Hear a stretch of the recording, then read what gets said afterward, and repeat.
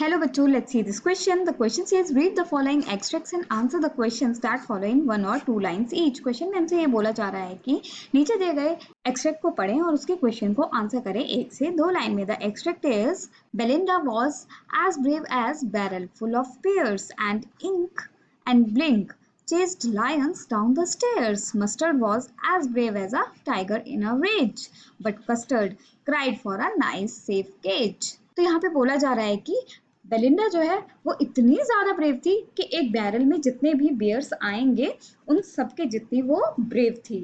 और जो इंक और ब्लिंक थे वो इतने ब्रेव थे कि वो किसी भी लायन को चेज कर सकते थे जो भी स्टेयर्स के नीचे से दौड़कर जा रहे थे. और जो मस्टर्ड है वो तो इतना ब्रेव था कि टाइगर जितना गुस्से में होता है उतना. और जो कस्टर्ड है वो हमेशा ही एक नाइस और सेफ केज के लिए रोता रहता था. Here the key concept is the bravery tales of Belinda and pets. यहाँ पर bravery के बारे में बताया जा रहा है बेलिंडा और उसके pets के. Question number A. With whom has Belinda bravery has been compared? और What does the poet say about Belinda? Belinda की ब्रेवरी को किससे कंपेयर किया जा रहा है और पोएट ने बेलिंडा के बारे में क्या कहा? Solution. Belinda's bravery has been exaggerated in the stanza. The poet says that she was as brave as a number of bears put together in a barrel. The comparison makes Belinda a humorous character. तो बच्चों, Belinda जो है वो बहुत ही ज़्यादा brave थी और ये चीज़ थोड़ा बढ़ा चढ़ाकर स्टैंजा में बताई गई है. तो पोएट ने ये कहा है कि बेलिंडा इतनी ब्रेव थी कि मानो जितने भी नंबर ऑफ बियर्स एक बैरल में एक साथ रख दिए जाएं उतना उसका ब्रेवरी लेवल था. और ये जो कंपैरिजन था वो बेलिंडा को एक ह्यूमरस कैरेक्टर बनाता है. Question B. How brave were the kitten and the mouse? Kitten और माउस कितने ब्रेव थे? Solution. The kitten Ink and the mouse Blink were fearless and brave. They were not terrified by a lion whom they could bravely chase down the stairs. The bravery of the kitten and the mouse is outrated.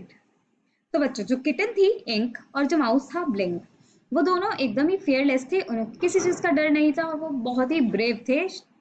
और वो लोग बिल्कुल भी डरे हुए नहीं थे lion से जिसको वो चेज कर रहे थे स्टेयर्स के नीचे. जो यहाँ पर ब्रेवरी दिखाई गई है किटन की और माउस की वो ओवरस्टेटेड है. Question number C. Bring out the humour in the line and Ink and Blink chase lions down the stairs.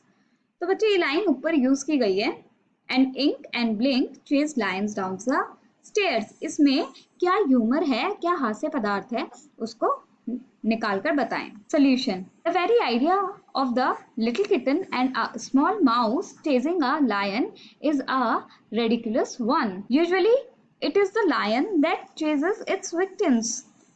Here the reversal of roles lends humor to the line. तो जो ये idea है कि little kitten जो है और जो छोटा सा माउस है वो लायन को चेज कर रहे हैं, ये एकदम ही रिडिकुलस है, एकदम ही बेकार है.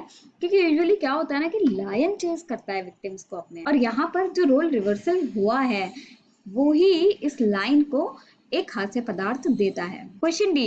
How has the poet conveyed that mustard was very brave? Or how does the poet describe mustard? Or which literary device has been used in the third line? Explain it. तो question में हमसे ये पूछा जा रहा है कि poet ने किस तरीके से मैसेज सबके सामने रखा है कि मस्टर्ड बहुत ज्यादा ब्रेव है, या फिर मस्टर्ड को पोएट ने कैसे डिस्क्राइब किया है, या फिर थर्ड लाइन में कौन सा लिटरेरी डिवाइस यूज किया गया है उसको एक्सप्लेन करें. Solution. The poet has made use of a simile to show that the dog Mustard was very brave. His bravery has been compared to the bravery of an outraged tiger.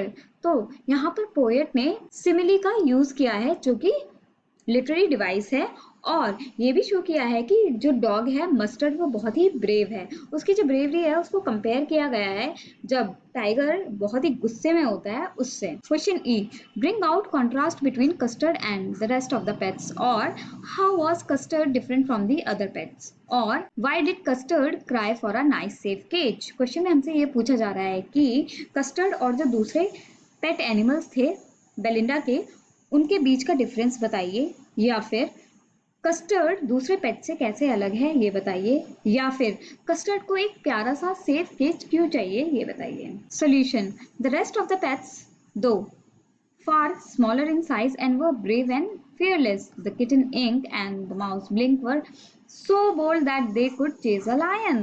The dog Mustard was ferocious like an enraged tiger. The dragon Custard, on the other hand, despite the ferocity of its looks, timidly demanded a safe cage for himself and was considered to be weak hearted and coward. तो जो और other pets थे Belinda के, वो size में काफी छोटे थे और ब्रेव थे और किसी भी चीज से डरते नहीं थे, फेयरलेस थे। तो जो किटन थी इंक और जो माउस था ब्लिंक, वो लोग इतने बोल्ड थे कि वो भागते हुए लायन को चेस कर सकते हैं। और जो डॉग है मस्टर्ड, वो इतना भयानक है कि वो एकदम गुस्से में जैसे टाइगर होता है वैसे है। और जो ड्रैगन है कस्टर्ड, वो दूसरे ही हाथ पे, उसके लुक्स जो हैं वो बहुत ही भयंकर भयानक दिखते हैं और वो बेवकूफों की तरह सिर्फ सेफ केज की डिमांड करता रहता है अपने लिए। इसी वजह से उसको एक वीक हार्टेड और डरपोक पेट माना गया है। Question number F, what literary device has been used in the first line of the stanza and to what effect. क्वेश्चन में हमसे ये पूछा जा रहा है कि पहली लाइन में कौन सा लिटरेरी डिवाइस यूज किया गया है स्टैंजा की और उसका क्या इफेक्ट है। Solution, in the first line of the stanza the poet has used alliteration where the B sound is repeated several times. The repetition not only gives a musical effect to the poem, but it also lends it a comical effect. There is also a simile in the first line as Belinda's bravery has been compared that of a group of bears large enough to fill in a barrel. तो जो पहली line है stanza की, उसमें alliteration use किया गया है क्योंकि उस लाइन में बी का जो साउंड है वो बार बार रिपीट हुआ है। और जो ये रिपीटेशन है वो सिर्फ एक म्यूजिकल इफेक्ट नहीं दे रही है पोएम को, बल्कि इसमें एक कॉमिकल इफेक्ट हास्य पदार्थ भी दे रही है।